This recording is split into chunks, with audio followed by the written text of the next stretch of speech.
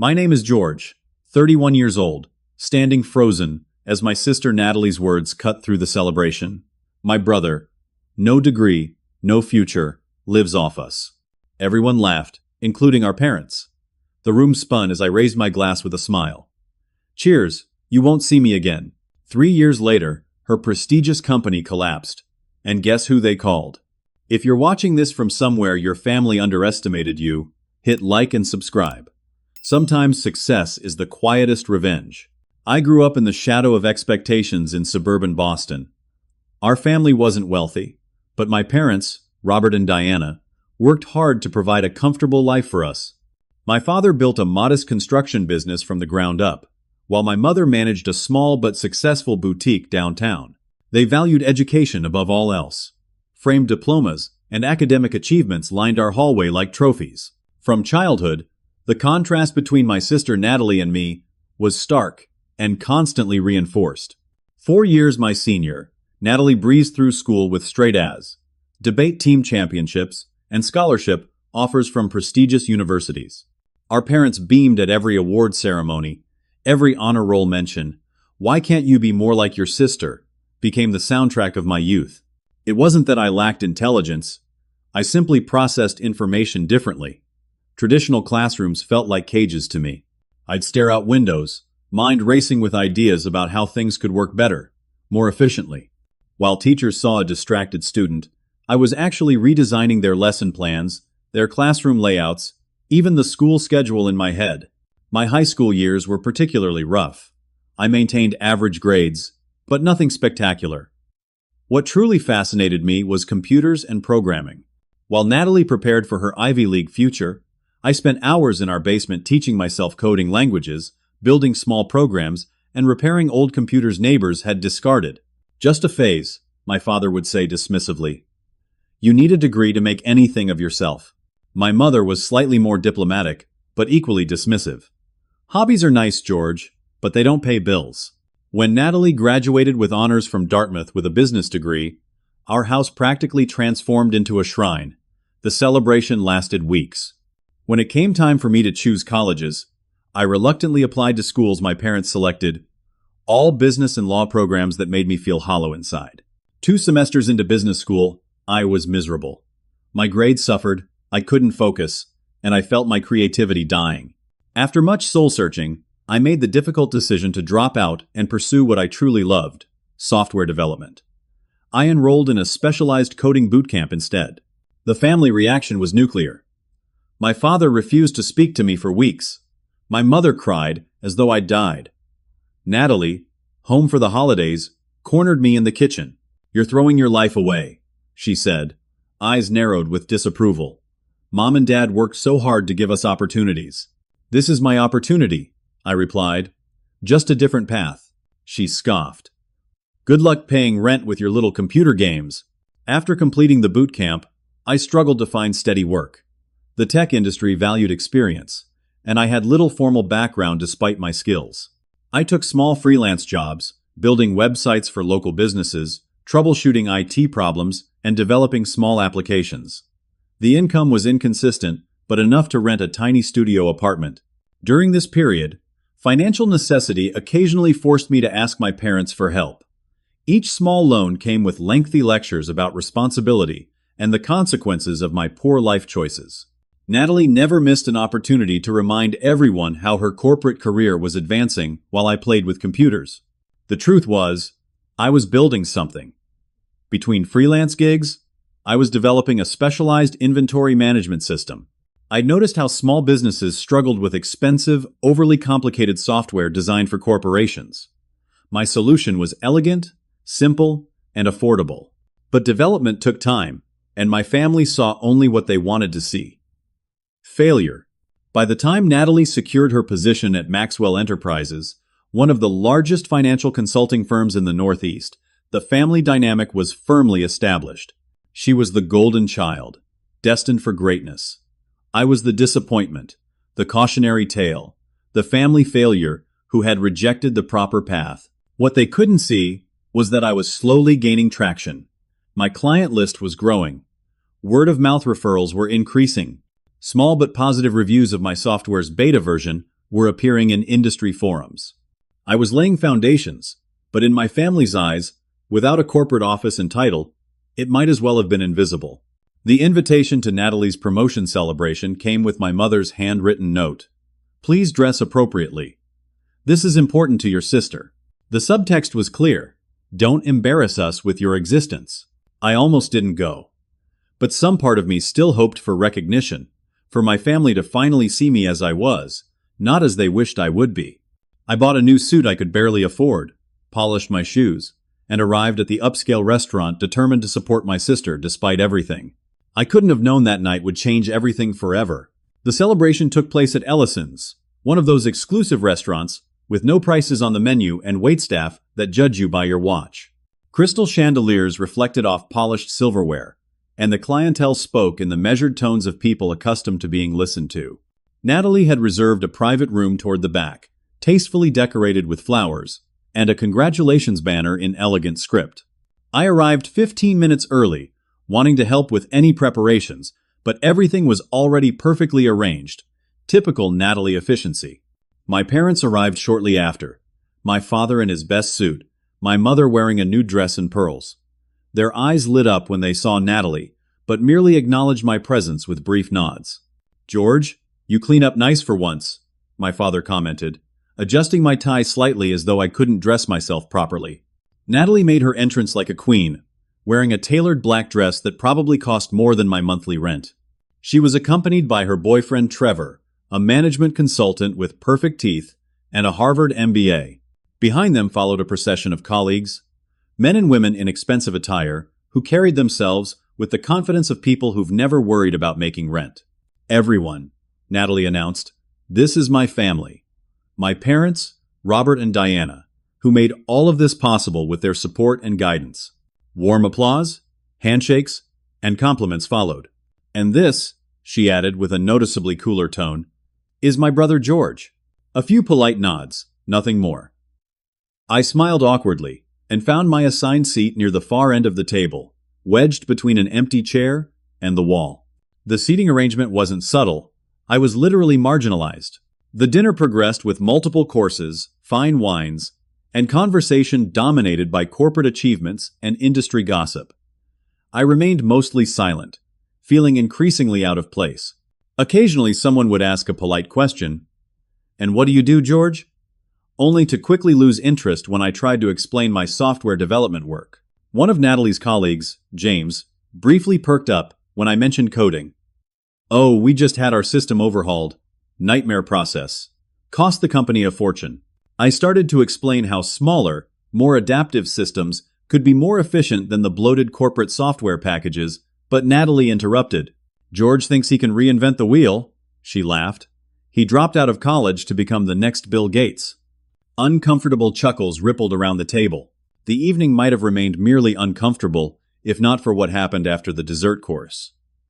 Natalie's boss, a silver-haired man named Richard, stood to make a toast.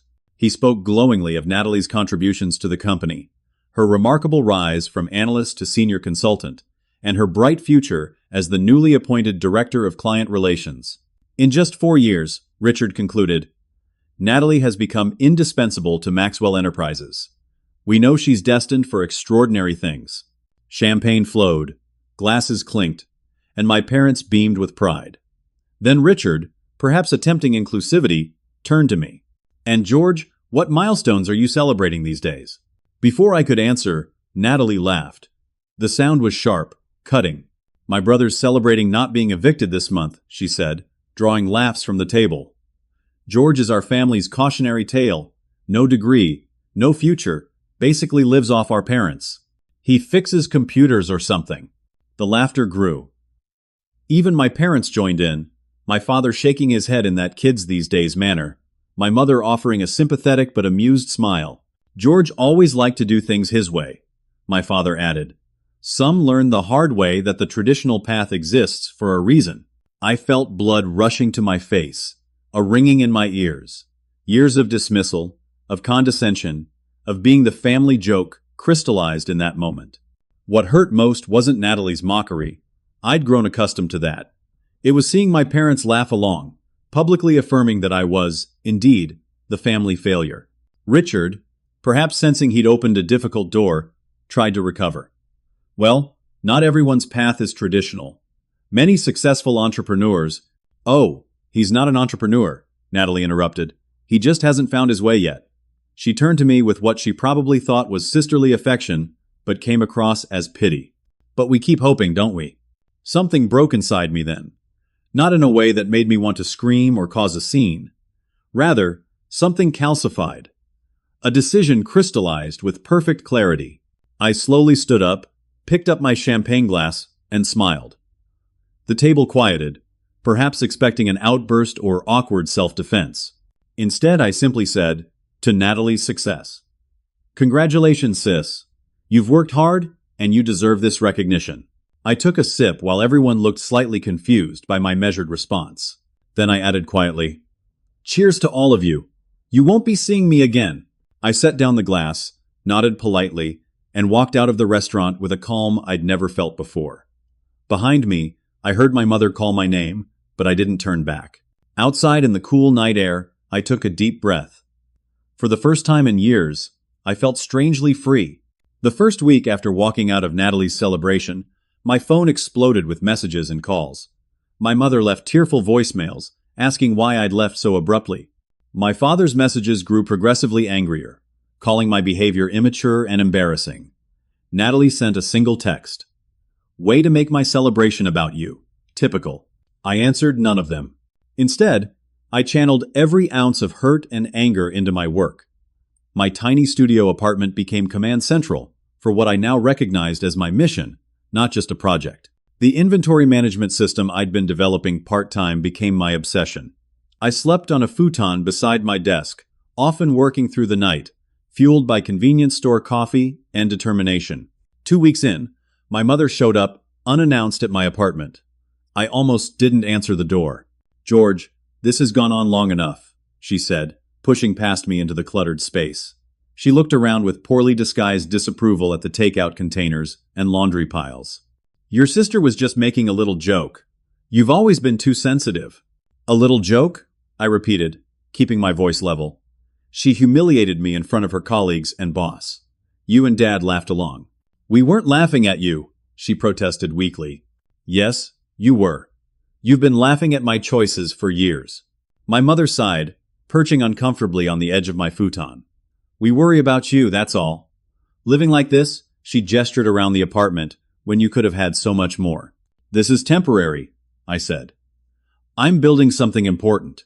She glanced at my computer screens with incomprehension. "Whatever this is, it can't replace a proper education, a stable career." "Mom, do you even want to understand what I'm doing? Have you ever asked?" Her silence was answer enough. She changed tactics. "Your father and I want you to come to Sunday dinner.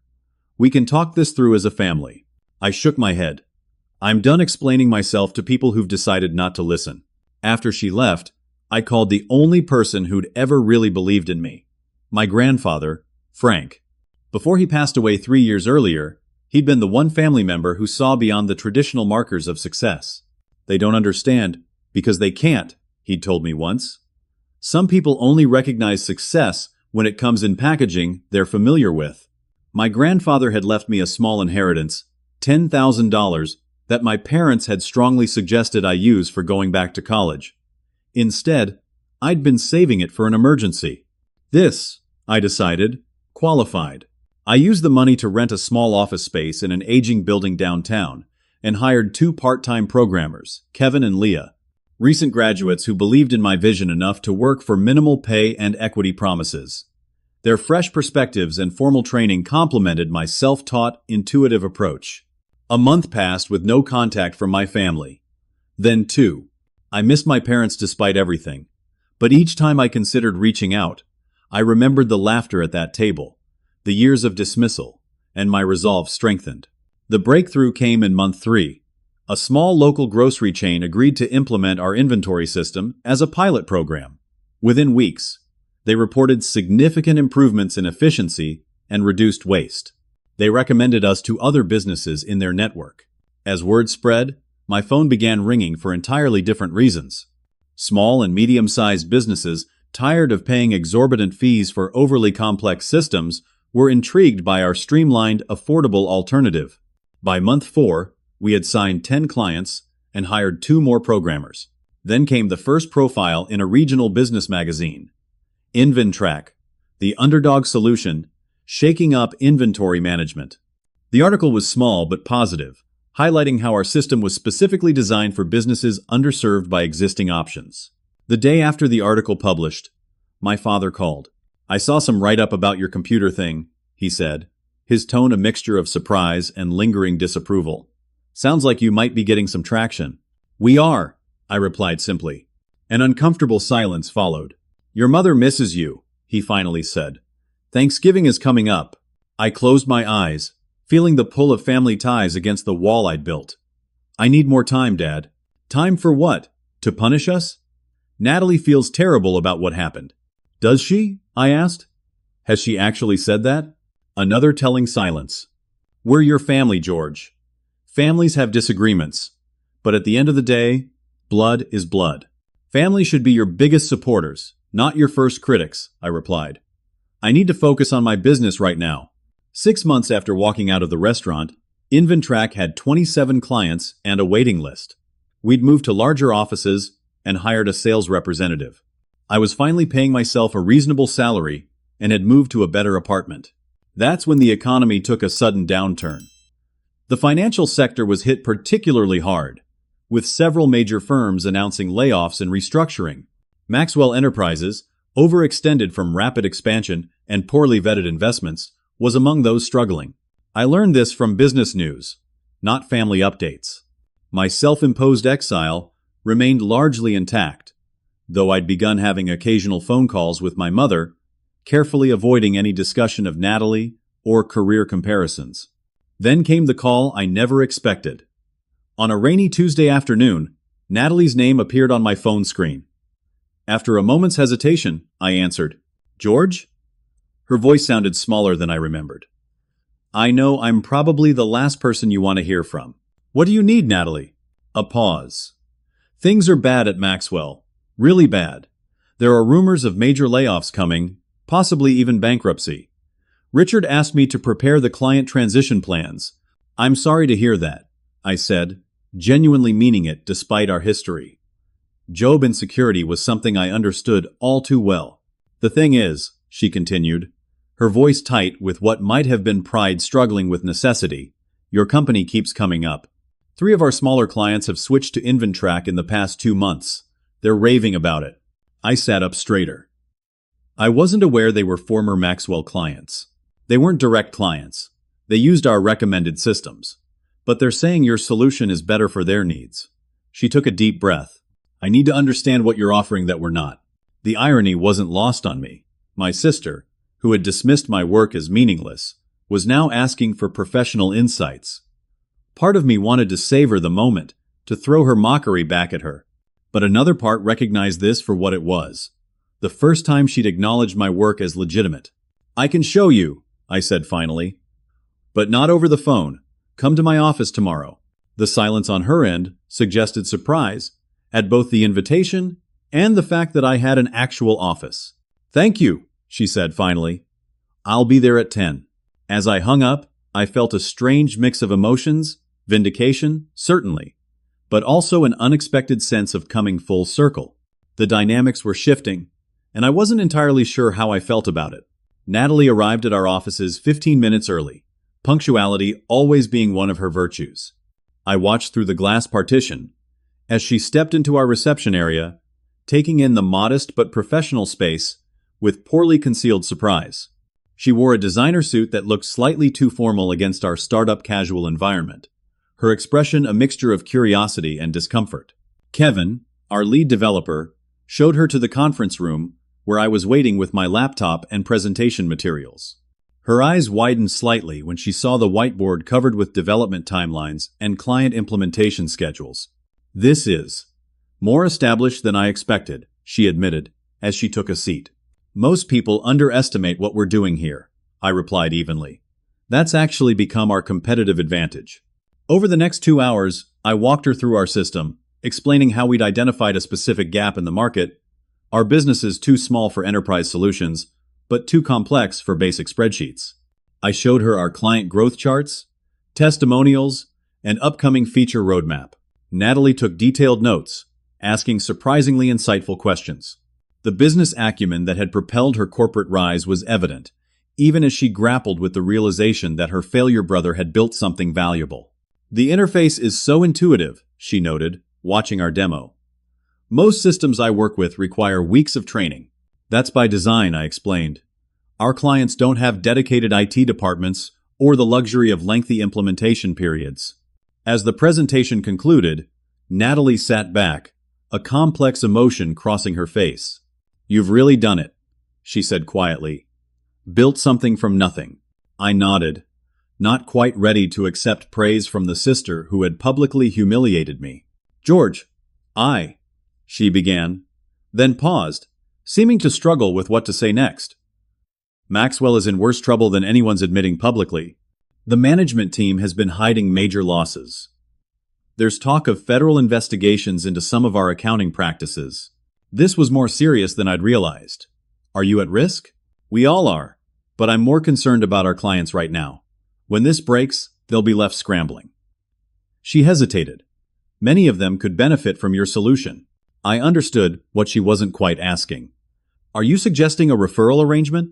"More than that," she said, leaning forward. "A formal partnership. Maxwell's smaller clients would transition to InvenTrack, while you'd gain immediate market expansion." The proposal was unexpected and potentially game-changing for my company. But something felt off. Why would Maxwell agree to this? Wouldn't they see it as losing business? Natalie's expression tightened. "The executive team is focused on survival right now.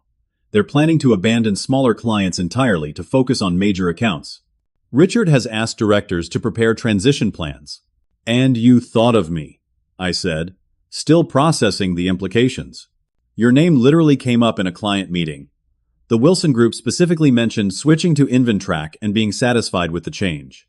She met my eyes directly. "I'm not going to pretend this isn't awkward given our history. But this could be mutually beneficial."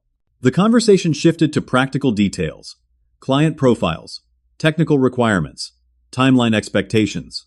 By the time Natalie left 3 hours later, we had the framework of an agreement that could potentially double InvenTrack's client base within months. As I showed her out, she paused at the door. "I owe you an apology, George. What I said at my promotion dinner was cruel and untrue. I was showing off, trying to impress my colleagues at your expense." The apology was unexpected and clearly difficult for her.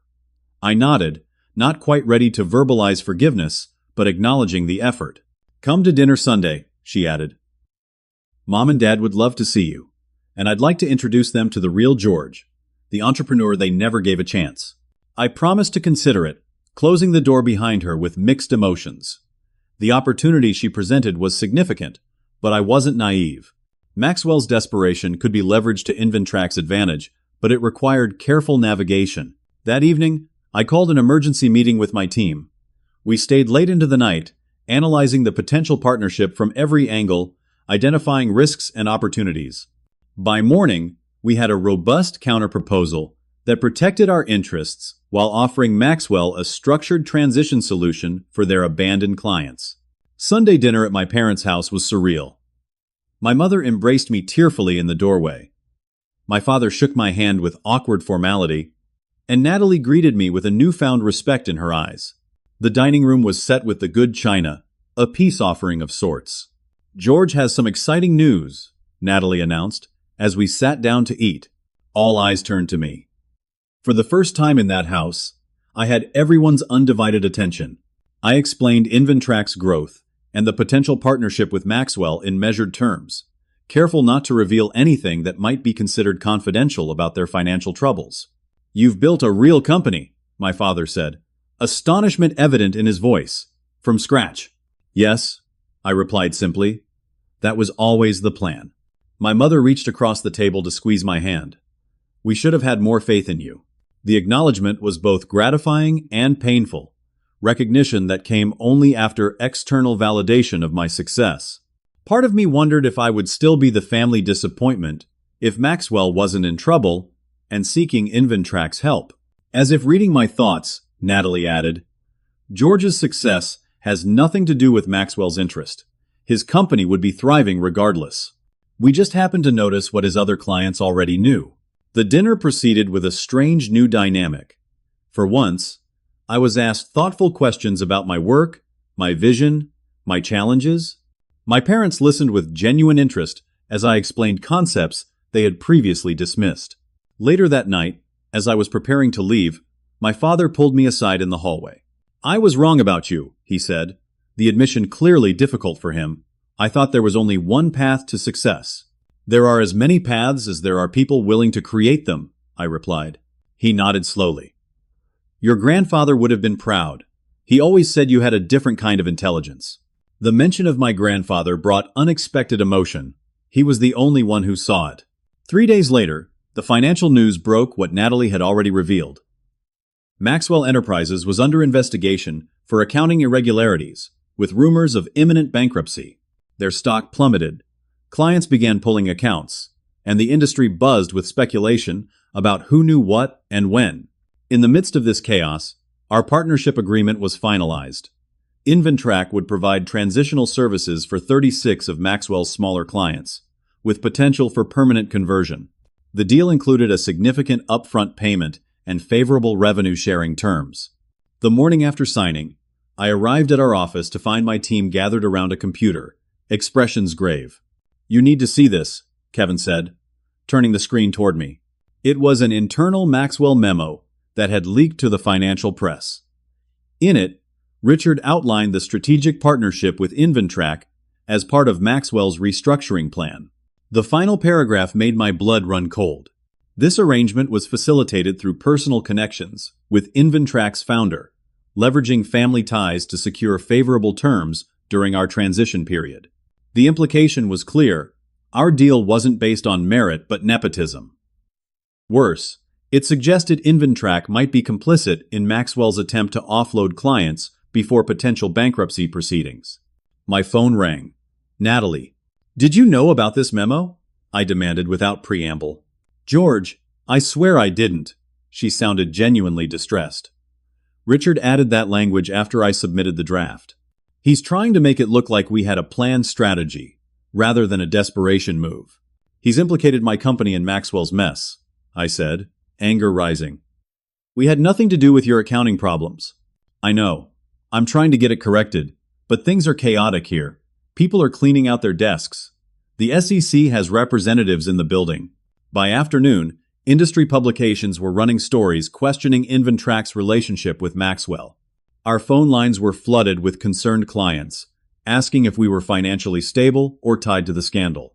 What had seemed like our biggest opportunity was rapidly becoming an existential threat. Everything I'd built was at risk of being dragged down with Maxwell's sinking ship. That night, I barely slept.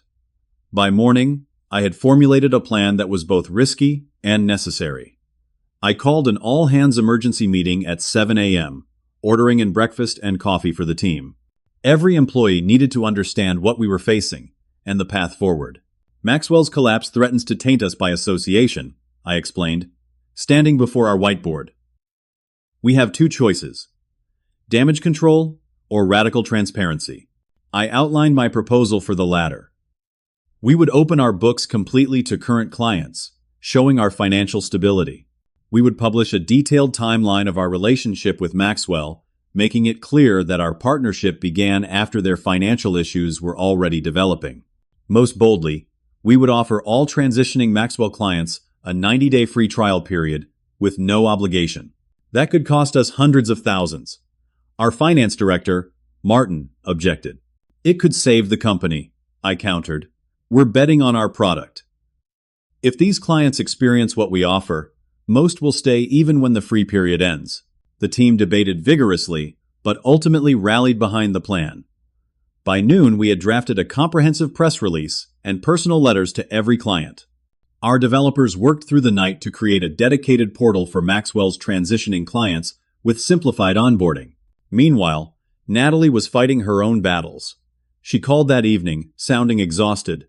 They're looking for scapegoats, she said. Richard is suggesting that directors who handled smaller client relationships, mainly me, Should have identified the accounting issues earlier. That's absurd, I replied. You weren't in accounting. It's about survival now. Everyone's protecting themselves. She paused. I found documents, George. Emails showing Richard knew about the problems months ago. He specifically directed us to keep information from certain clients, including some being transitioned to you.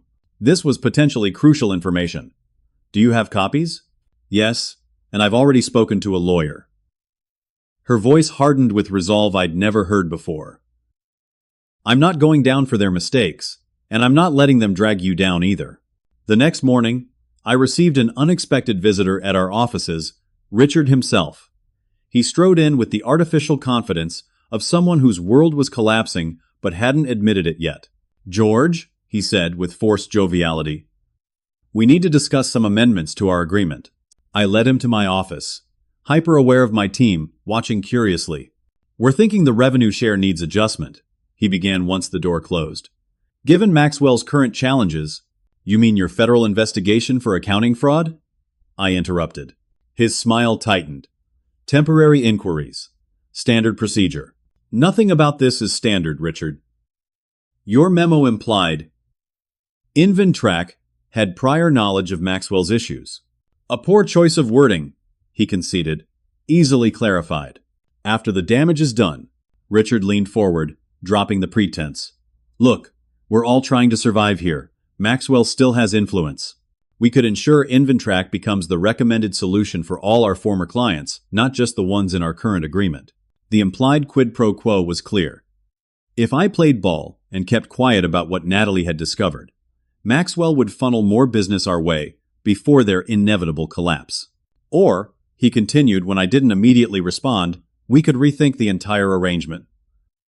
These clients know and trust Maxwell's recommendations. One email suggesting concerns about Inventrack's stability could be problematic for you. It was a thinly veiled threat. Cooperate, or we'll sabotage you on our way down. I stood up. I think we're done here. Don't be hasty, Richard warned. Family loyalty is admirable, but business is business. Natalie made her choices. Yes, she did. She chose integrity. I opened my office door. We'll be issuing a press release this afternoon, clarifying the exact timeline and nature of our relationship with Maxwell. I suggest you read it carefully. As he left, I immediately called our lawyer, Jacob, explaining the implied threat and asking him to document the conversation while it was fresh. Then, I called Natalie. Richard just left my office. He tried to pressure me into some kind of mutual silence agreement. That tracks with what's happening here, she replied. They've called an emergency board meeting for tomorrow. Word is, they're announcing bankruptcy protection and identifying responsible parties to satisfy the SEC. And you're on the list. Near the top, she confirmed. But I just finished sending every document I have to both my lawyer and the SEC investigators. They can try to blame me, but the evidence shows otherwise. That afternoon, our press release went live, accompanied by a detailed fact sheet about Inventrack's financial health and client satisfaction metrics. I gave interviews to 3 industry publications, directly addressing the Maxwell situation with carefully worded statements our legal team had approved. To demonstrate confidence in our solution, I took the bold step of personally calling each transitioning client, explaining our free trial offer, and answering their concerns. Many were relieved to hear a human voice amid the chaos of Maxwell's disintegration. The most difficult call was to my parents. They had invested heavily in Maxwell's stock over the years, partly due to Natalie's position there. The company's collapse would significantly impact their retirement savings. We'll be okay, my father said after I expressed concern. We didn't put everything in one basket. I should have warned you earlier, I admitted. When Natalie first told me about the problems, you had a responsibility to your own company, he interrupted. And Natalie had legal constraints on what she could disclose. He sighed heavily. Besides, I'm not sure we would have listened. We've had a habit of dismissing what you and your sister tried to tell us. The following week was a whirlwind. Maxwell officially filed for bankruptcy protection. Richard and 3 other executives were placed on administrative leave, pending the SEC investigation. Natalie, along with several other directors, was interviewed extensively but ultimately cleared of wrongdoing. By month's end, 28 of the 36 transitioning clients had signed intent forms to continue with InvenTrack after their free trial. Our transparent approach had not only saved our reputation, but enhanced it. Industry publications began describing InvenTrack as the ethical alternative in a sector often dominated by opaque practices. Natalie, despite being cleared, found herself in professional limbo as Maxwell's remains were picked apart by creditors and investigators. One evening, she appeared at my apartment unannounced. "I don't know what to do next," she admitted as I made coffee. My entire career identity was tied to Maxwell. "Start over," I suggested. "You have valuable skills and experience." She laughed bitterly. The irony. "You're giving me career advice." Life has a sense of humor. I hesitated, then decided to take the risk. "We're expanding the client success team. We need someone who understands corporate client needs and can speak their language." She looked up sharply. "Are you offering me a job?" "I'm suggesting a conversation about possibilities." I met her gaze directly. "It wouldn't be a director position. You'd report to our head of client services." "Working for my little brother's company," she mused. "That would be quite the humbling experience." Maybe that's not a bad thing for either of us. 3 months after Maxwell's collapse, InvenTrack had nearly doubled in size. We'd moved to larger offices, hired 12 new employees, and were fielding partnership inquiries from companies that once would have considered us too small to notice. Natalie had joined as a senior client advisor, not the executive role she was accustomed to, but a position that valued her expertise, while requiring her to learn an entirely new approach to business. The adjustment wasn't always smooth. Habits formed over years in corporate hierarchy died hard, and we had our share of tense disagreements. "You can't just push this implementation back because a bigger client has demands," I told her one afternoon after a particularly difficult meeting. "In the corporate world, that's exactly what you do," she countered. "You prioritize by revenue potential. That's not how we operate. Every client gets the same level of service, regardless of size." She looked frustrated. "That's not sustainable as you scale." "Watch me prove you wrong," I challenged. Despite these occasional clashes, Natalie's insights were invaluable as we navigated growth. She understood corporate decision-making processes in ways my team and I did not, helping us refine our pitch and contracts to address unspoken concerns of larger clients. Most surprisingly, our professional relationship began healing our personal one. Working together daily forced conversations we might otherwise have avoided. Late nights finalizing proposals led to honest discussions about our childhood, our parents' expectations, and the competitive dynamic that had defined our relationship. "I was jealous of you," she admitted during one such evening. "Not of your career. I genuinely believed mine was superior. But of your freedom to choose your own path." "Freedom?" I laughed. "I was struggling to pay rent, eating ramen for dinner while watching you get promoted. But you were building something that was truly yours, something you believed in." She shook her head. "I was climbing a ladder others had built, playing by rules others had written." 6 months in, InvenTrack secured its largest client to date, a regional supermarket chain with 47 locations. The contract would increase our annual revenue by nearly 30%. The entire team gathered for a celebration dinner, with my parents invited as special guests. My father raised his glass in a toast. To George, who saw a need no one else recognized and had the courage to build a solution. My mother added, "And to Natalie, who had the integrity to stand up for what was right when it would have been easier to look away." Seeing my parents beam with equal pride at both their children was a moment I'd once thought impossible. The playing field had finally leveled, not through my sister's downfall, but through my rise and her resilience. After dinner, as people mingled and celebrated, my father pulled me aside. "I failed you as a father," he said quietly. "I tried to force you into a mold, instead of seeing the exceptional person you already were." "You did your best with what you understood at the time," I replied. "That's generous of you to say, but it doesn't excuse the years of making you feel less than." He placed a hand on my shoulder. "I want you to know I am immensely proud of the man you've become. Not because of your business success, but because of how you've handled both adversity and achievement with equal grace." Across the room, I caught Natalie's eye. She raised her glass slightly, in acknowledgement of how far we'd both come. The following week brought unexpected news. The SEC investigation into Maxwell had widened, with Richard and the former CFO now facing potential criminal charges for securities fraud. Natalie was called to testify before a grand jury, her documentation proving crucial to the case. "How does it feel?" I asked, when she returned to the office. "Watching the empire crumble?" "Complicated," she admitted. "I dedicated years of my life to that company, believed in what we were building. Finding out it was partially built on fraud is disillusioning. But you did the right thing when it mattered." She nodded slowly. "I learned that from you, actually.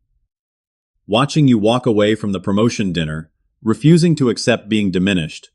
It took courage I wasn't sure I had." The industry continued to take notice of Inventrak's rise.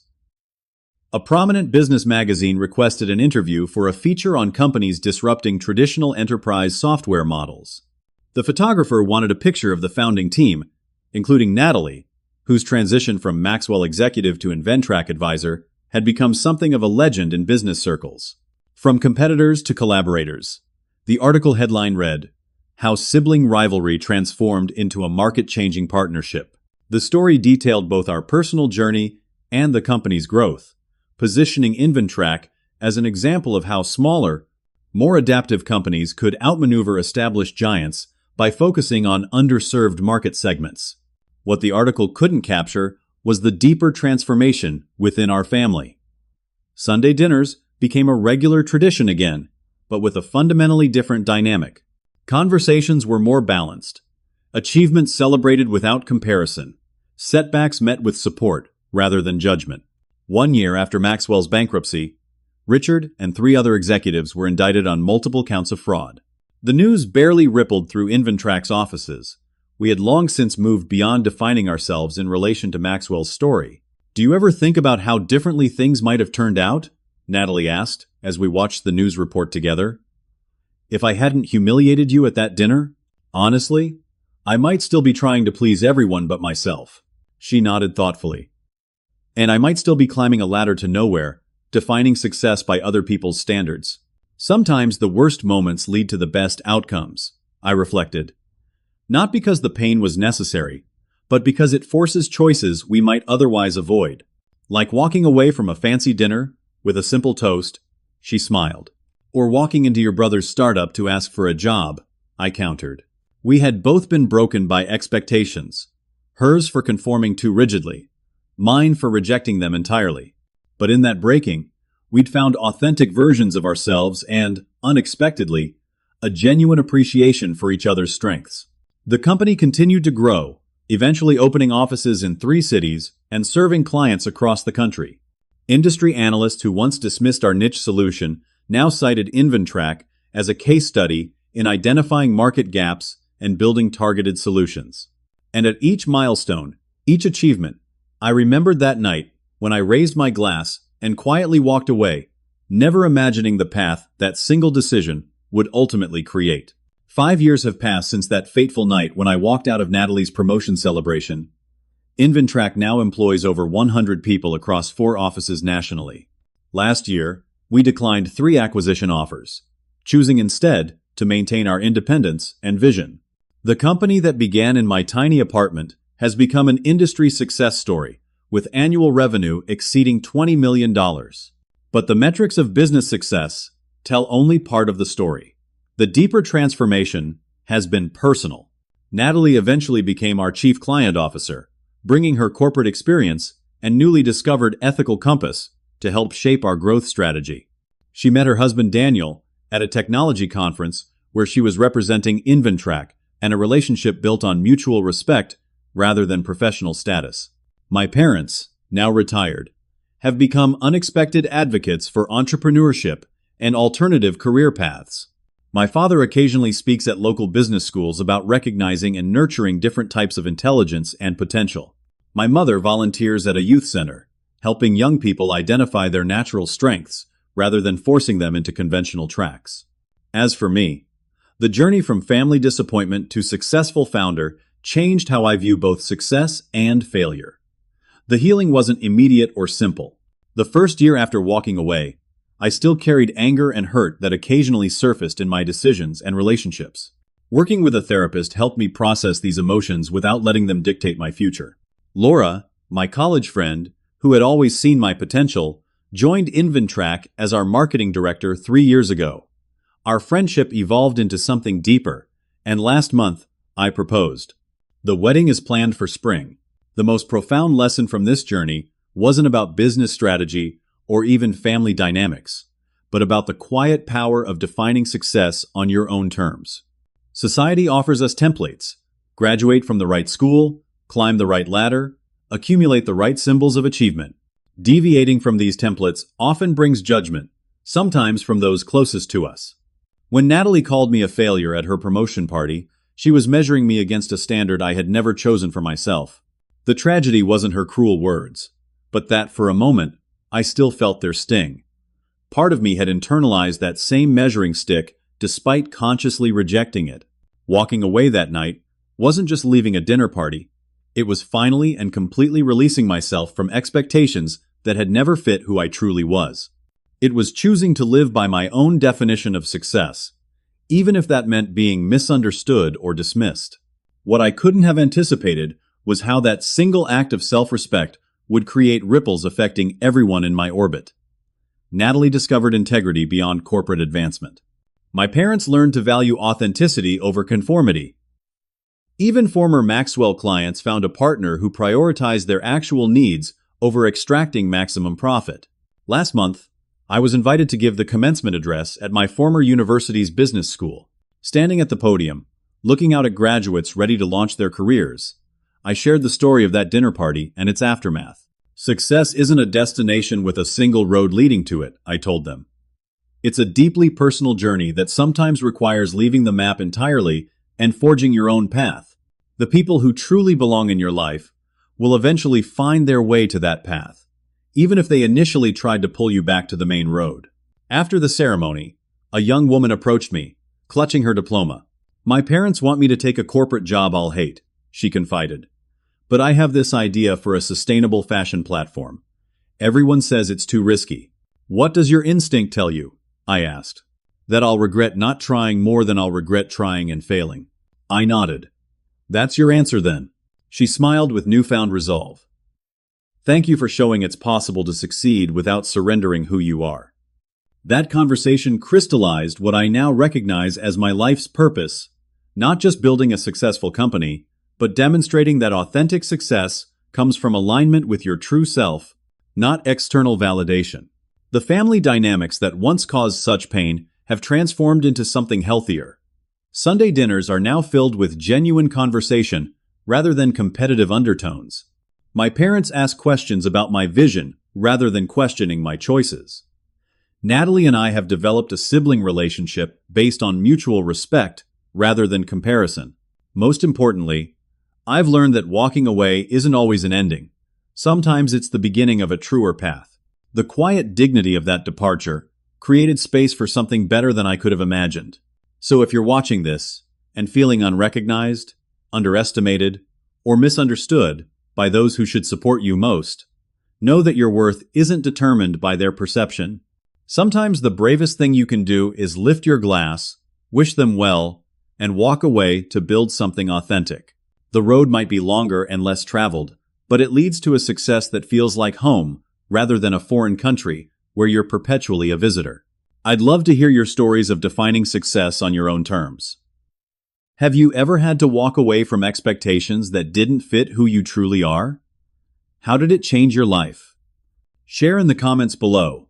And if this story resonated with you, please hit the like button and subscribe to hear more authentic journeys of transformation. Thank you for listening to my story. And remember, sometimes the quietest exits lead to the loudest successes.